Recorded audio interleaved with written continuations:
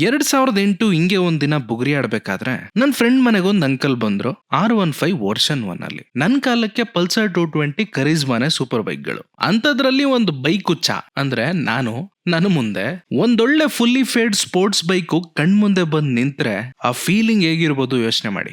ಮೊದಲು R15 ಅಂತಾನೆ ಓದಿದ್ದು, R15 ಅಂತೆಲ್ಲ ಆಮೇಲೆ ಗೊತ್ತಾಗಿದ್ದು. ನಮ್ಮ ಅಪ್ಪಂಗೆ ಹೇಳಿ ಶೋರೂಮ್ ಕಳಿಸಿ ಬ್ರೋಷರ್ನ ತರಿಸ್ದೆ. FZದು R15 ಎರಡನ್ನೂ ತಗೊಂಡ್ಬಂದ್ರು ಸಿಂಗಲ್ ಶೀಟ್ ಅಲ್ಲಿ.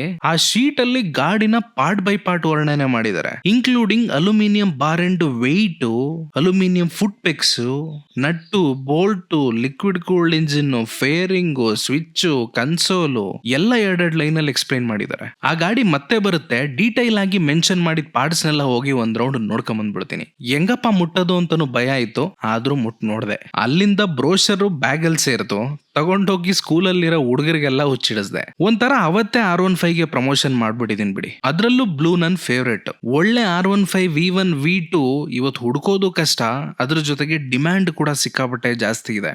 ಆ 149.8 ರಾ ಪವರ್ ಇಂಜಿನ್ ಇಂದ ಚೆನ್ನಾಗಿರೋರು ಕೊಡಲ್ಲ, ಕೊಡಬೇಕು ಅಂತಿರೋರು ಚೆನ್ನಾಗಿರಲ್ಲ. ಹಂಗೋ ಹಿಂಗೋ ಬ್ಲೂ ಕಲರ್ ಅಲ್ಲಿ ವರ್ಷನ್ 1 ಸಿಗದೆ ಇದ್ರು the most beautiful V2 special edition ಆಗಿ ಬ್ಲೂ ಅಂಡ್ ಸಿಲ್ವರ್ ಅಲ್ಲಿ ನನಗೆ ಸಿಕ್ತು. ಸುಮಾರು 25,000 ಖರ್ಚು ಮಾಡಿ ಒರಿಜಿನಲ್ ಪಾರ್ಟ್ಸ್ ನ ಹುಡ್ಕಾಕಿ ಇವತ್ತು 2016 ಗಾಡಿ ಹೊಸ ಗಾಡಿ ತರ ಕಾಣೋ ತರ ಮಾಡಿದೆ. ಈ ಗಾಡಿ ಲುಕ್ಸ್ ನ ಹೆಚ್ಚು ಮಾಡಿರೋದು ಇನ್ನೊಂದು ಕಾರಣ ಇದೆ, ಅದೇ ಈ ಕಾರ್ಬನ್ ಫೈಬರ್ ಡಿಪ್ಪಿಂಗ್ ಪಾರ್ಟ್ಸ್ ಗಳು. ಸುಮಾರು 9 ಪಾರ್ಟ್ಸ್ ಗಳು ಡಿಪ್ ಆಗಿದೆ ನಮ್ಮ one and only artist Prajwal ಅವರ ಒನ್ ವೀಲ್ ಕಸ್ಟಮ್ಸ್ ಇಂದ. ಅವತ್ತು ಕರಿಸ್ಮಾ 220, ಇವತ್ತು ಒಂದು ಕೂಲ್ ಲುಕಿಂಗ್ R15 ನಮ್ದಾಗಿದೆ.